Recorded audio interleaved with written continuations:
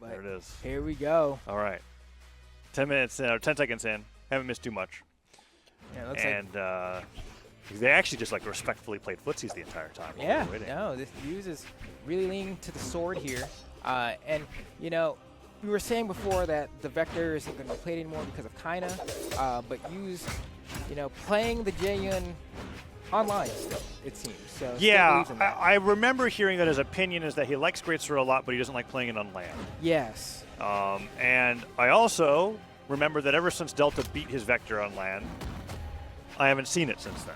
Yeah. That's something that has been the case. So it might just be gone for a little bit until the time is right. In the meantime, Jaeyun has been what he's been sticking to throughout his run here in the Autumn Championship, and Power on the Dulcim has been doing quite well himself. And like you said, he's had some pretty good runs this year. He was wearing that 2v2 Spring Championship 2023 championship title, so in singles and doubles, doing well for himself. And here in top 6 of the Autumn Championship is fighting up against Hughes, a land champion.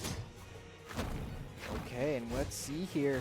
I mean, we saw a lot of neutral being played with the sword. Admittedly, a nice little ground pound from Power is going to go ahead and take that first stock from Hughes, but basically just got the great sword. Didn't have a chance to use it. We're back to the sword gameplay. He's been really patient looking for openings. It's like he's only looking for like end light punishes and side lights, it kind of seems. So really not trying to commit too harshly at all. And Power is, I mean, they are perfectly content dashing at each other really aggressively and then just spot dodging and running away. It's a lot of that right now. Yeah, it's actually interesting how this is like you won't. You know, they just keep like. Usually what happens is like there'll be like a 30-second interlude in a set like this where I'm like, okay, they're trying to see who's gonna do what, and then they just start smacking the crap out of each other. And so far they haven't started doing that for like a whole 2 minutes. Hughes like went down to a pretty early ground pound, and then Power was just kind of like literally what you're saying. You won't the entire time. Yes. And Hughes was like, you're right. I won't, you know, but it's like, it's the fight for stage, right? So if you're Power right now, right, you're forcing Hughes into the corner without doing an attack. That's everything you want. You're putting him with less space to run away from you, and then after that, you can get the damage easier. But Hughes has been a good job of like putting Power in that situation as well, but Power, I feel like, has had the slight edge the entire time. So if Hughes continues to play like this, it's not going to work. It's not going to work. It's a losing game plan. And Power is showing that he has the patience to fight against it. Neutral Light does send him off the side of the stage. That juggle there was pretty cool. The sword recovery, though, doesn't have the strong hit of the knockback at the end there, and Power gets a stock off of it. Oh, I thought that was going to be... Oh, he gets it! The gravity cancel sunlight right at the tip of the move. Gets the recovery right afterwards with the dodge being gone, and that's huge. Hughes dropping that edge guard is now a 3-to-1 stock scenario for game 1. Okay. Let's see if he can get a stock. That recovery is going to be enough to do it, but will he use the greatsword here? The answer might be finally. You haven't really seen much of it. He had it for like a second on the first stock and then lost the stock with it. So, I mean, because if anything's going to bring it back right now, it's a few strings from this weapon. This I neutral. know. This neutral. And this is where like I think greatsword loses heavily because you don't have a move that's like going to be faster than like sword Hughes is locking in a different character after this game. Yeah. There's no way he's going to want to play a whole set like this. He's probably I've seen his face during moments like this where he's like tilting his head, taking a deep breath. He's like, my goodness, like Power's like, no, I don't have to care. This is so, I watched them both do the same dash jump, dash back like 5 times. Oh man, and Hughes is trying to throw out the safest options he can, but still getting caught. It just swings last so long. You can see Power just maneuvering so perfectly around. Power's a menace. And normally you try to like anti-air gauntlet side light with like end light, but Power is like drifting up and down and making the timing so weird. Hughes has no idea when to throw it out. So what do you do as greatsword here? Switch the sword? I mean, honestly, if I'm Hughes here, I start throwing out side airs. You know, he's doing a lot of up-down swinging here. Totally you got to swing horizontally a little bit, you know? You got to, you know, the down airs I think are good to mix in there as well, but like, the dude is jumping in front of you, you know? I'm just wondering why he's not committing to that. Okay. Ended up, he only lost the greatsword because he got hit so much. The weapon got destroyed. Finds a side air there, and Power's just making his way back to stage. And he can start putting out those gauntlet recoveries, and eventually they'll knock out. And he's shown that he's got the strings to punish Hughes for when he does get that one dodge read. Axe picked up here now. Let's see what he does. Do you like side air? Okay, that'll be the stock. What are you going to do, Hughes? Are you going to switch? Okay, I don't know about that one. Well, Power? I mean, he's doing it. He's bringing it back.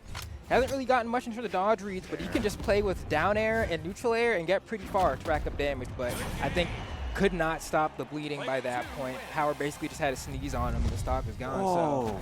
All right, it's out. The jaw is broken out. That's all it took. It took that one game for Yuz to be like, no thank you. He's locked in. Finn, epic crossover for Jala. We're watching the replays right now. That last match where that was probably the sickest highlight of the game was him going up 3 stocks to 1 with that gravity cancel sidelight recovery. And then a double Sarah edge guard there to be able to finish it off. But yeah, Yuz is playing the character that he hinted at that he might break out in tournament. After that game, I think you and I both went like, yeah, Greatsword's not the play here. At least not the way that Yuz plays it. Yeah, I feel like you hit a moment where it's kind of like, it's not working. I need to make a change. And Jala's going to give you more safe options that you can just use in simpler situations. Yes. You know what I mean? So it's like just having like Axe N-Light as a neutral option and Axe D-Light make it a lot easier to hit people just by the virtue of the way the weapon works. And so like he can try to do this calculus to line things up properly, or he can just switch to this weapon. And I feel like he made probably the right choice. At least right now, that is the right choice. Yeah, man, this is something. Let's see. Power goes in with the silent recovery. And Yuz is getting some hits in, but so far, Power still having complete control over the pace of the game. That sidelight nair will do it. And that's like what we were talking about, right? It's like you hit that sidelight on Greatsword, you maybe get your bridge, and then you go for your 50-50. At least with Axe, you're doing 40 whatever damage every time you get your one hit, and that'll add up pretty quick. It's a consistent good amount of damage. Yeah, if you have to play this way, which is how Yuz was playing with Greatsword. He was basically playing Greatsword like worse Axe, and that's that wasn't how he needed it. It's like I may as well switch. And I also think that like, for good reason, right? At the age of Jala's back, stuff recovery, just has to get the down air here, and doesn't go for it. Didn't go for down air or ground pound. Yeah, I don't know if he was expecting the weapon throw a little bit too much or what, but that was definitely... We saw what happened last time when he dropped an edge guard. He lost the stock. That's true. And so let's see if that happens again here. Ends up kicking him into the weapon. Can't find the D-Light recovery. Sidelight hits, but Power started pressuring him. He still has a Sair to make it back. Power, okay. His recoveries were doing pretty good there, but Yuz finally cleans it up. All right, let's see if he's going to be able to push it to a lead now, as I feel like Power inarguably has been playing extremely consistently. Up until this point, the game plan has looked pretty much the same the entire time, and it's always looked like just slightly better than Yuz's, to a point where the slightly better ends up becoming larger gaps over time. Yuz bringing it back a little bit with these neutralites. Oh, whoa, okay. Gauntlets are picked up once again. That seems to be what Power wants to favor right now. Side airs coming through. Recovery connects as well. Nair. Double Nair, no. Yuz, a little behind, but not out. He's starting to make this aerial gameplay from Power a little tougher to maintain because Axe Nair is just so good. I'm starting to see that. He's like putting that above his head. He's getting into the space that Power is holding. But Power does keep bullying Yuz out of center stage. But there's the Nair once again. It's like once Power goes a little too high, Yuz is like, okay, I'm going to start covering my head. It'll be fine. Sidelight Nair. Look at that. He's got himself an even game. Okay, Yuz just swings on the way down. Oh, tries to get that D-Light. Yeah, looking for the KOs now, and I'm glad that Yuz is starting to swing more with like things that are just going to lead to the stock being lost, because he can't like just play the back foot the entire time here. So probably gonna go for another D-Light, maybe even like a GC N-Light, because at this point, he's getting forced into the corner. Oh my god! Yeah. Power is like inch by inch, really asserting dominance. It's crazy because the patience that it takes to take space like that. This is South America. He's taking space like that with his movement too. Yeah, this is very different from what I'm used to seeing.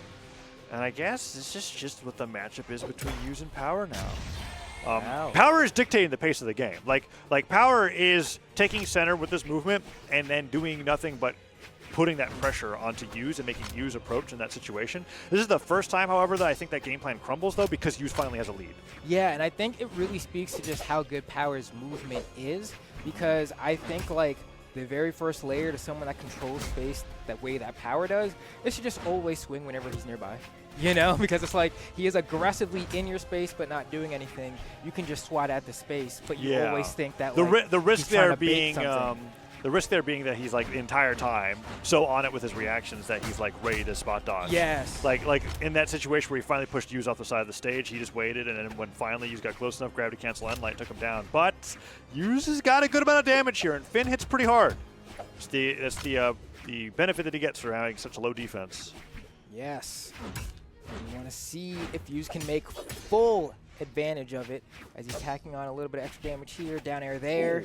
You know, just slowly building up that damage to eventually start looking for a KO here. And now definitely in the realm of doing so, a Sig will be enough from Hughes at this point. Can Power bring it back though? Nair's going through, falling cider, hits Power off the side of the stage, goes for a down light, doesn't hit. Oh, what does he want? I mean, Hughes isn't the kind of player to rely on a signature to knock out. He will play the long game. Power goes all the way over his head with that side signature. Down air, Nair. Okay, D-Light recovery, D-Light cider, both on board. He's looking for the down light on the landing, but he won't fish too hard. Hughes will take his time. Oh, man. Ooh. Oh, Power's bringing it back. Power's bringing it back. Hughes can't seem to find the hits here. Gets caught again. Power slowly inching closer toward making this comeback. Oh, the double side light. That would have been it. Hughes is jumping a lot, and Power's reading him on it. Oh, but throws the weapon, and it comes in. Axe picked up. Gravity cancel side sig. Get out of jail free card. He tries to punish the weapon with a... Okay, nicely done with the Sair. Whew, these games are... 2 minutes and 24 seconds left on the clock in that one. Yeah. Huh. For South America, this is unheard of. Stressful. It is, yeah. Every hit feels a lot more stressful than it should, you know? Wonder where we're going to go for Game 3. Because that was, Power is actually banning out all of the smallest maps in the game, too. We're going back to Fortress Alliance for Game 3. Yeah, the way that they're playing against each other is very uncharacteristic of what we're used to seeing in SA. That's the best I can say, right? This is like, I guess that's just what happens in, like, high movement speed axe meta. Like, now I'm like fearful that that's like, oh, is this like the development of axe where everybody's just got crazy dash landing movement, but they're not hitting each other, and they're only hitting each other like once at a time? I don't think that's what the case is. I think Power is playing a very specific way, and Hughes is not very good against the way that he's playing. And Hughes is trying to figure it out in the midst of a tournament set. That's what I feel like is happening. I agree with you, because I think with the addition of dash landing, what it does is it leads to more unreactable options, you know? And so, like, if there's more unreactable options, that means offense has been buffed. So as long as you're just standing close enough to someone, you can just do a dash land end light and catch them. We're just seeing a player choosing no offensive options, and then the other player not being able to hit him. Yeah. That's what we're seeing right now, and that's something. Struggling to figure out where he's supposed to stand, you know, but not putting himself in positions where like he's necessarily going to get hit every time. I think Hughes is slowly figuring something out, though. Yeah. He's getting piecemeal hits once at a time, and Power stopped getting his strings. Falling Sair does get dodged out of the way, but that neutral stick will catch Power over-aggressing, and Hughes takes a pretty good lead for the first time this set.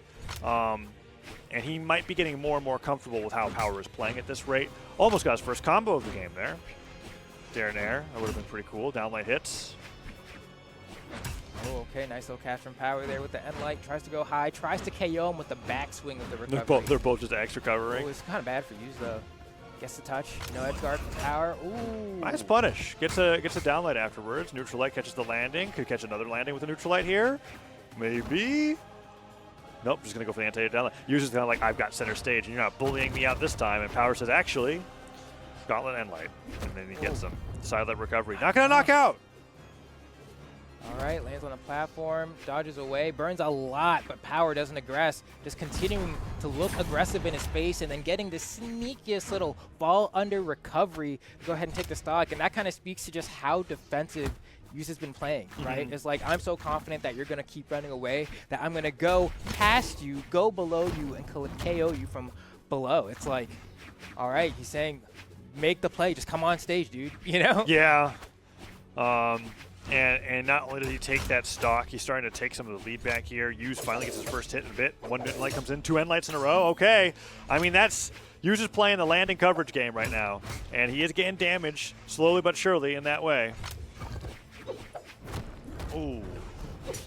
D-Light Cider puts Power off the right side of the stage.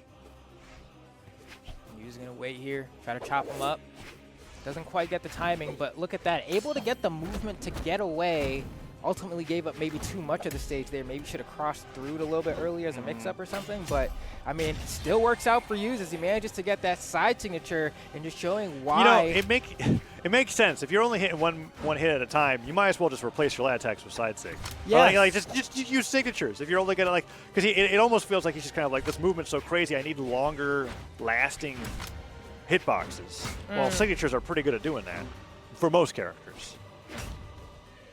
And it also gives you like a little bit of a, you know, depending on the character, if they have good sigs, generally, they cover a movement pattern that isn't covered by everything else, right? And so, like, it's a way of saying, hey. Oh.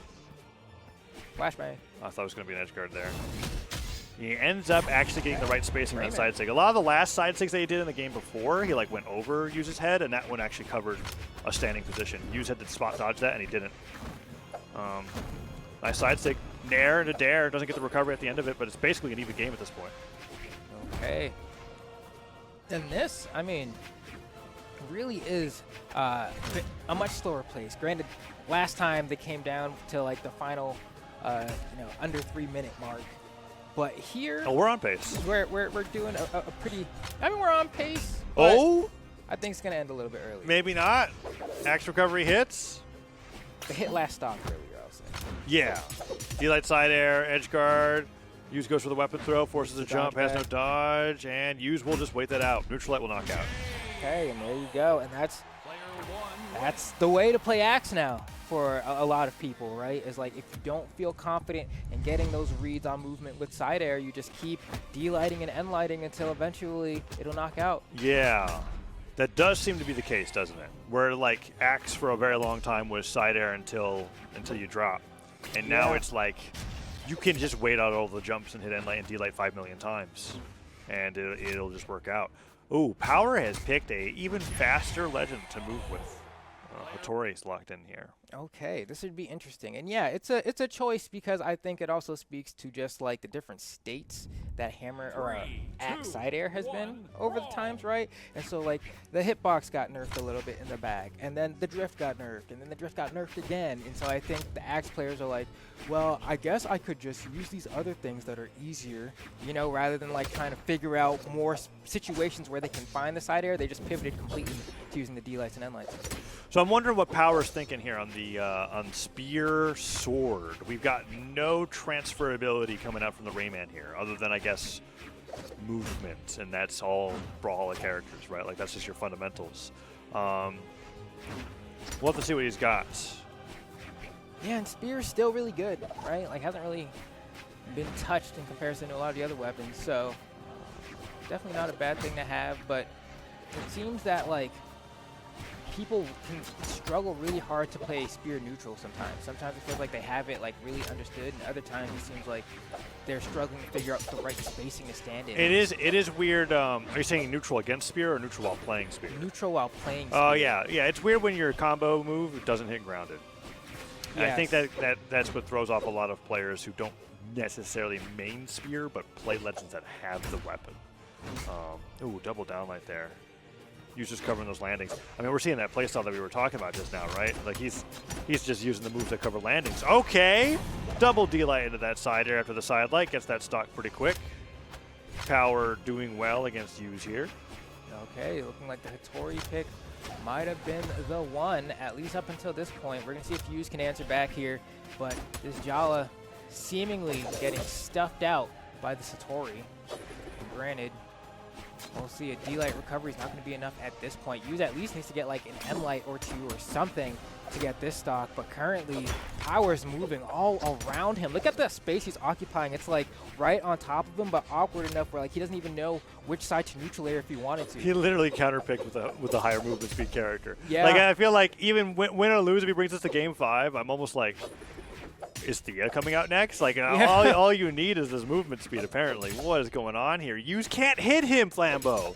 I don't know how else to say it. We've watched 4 games of this.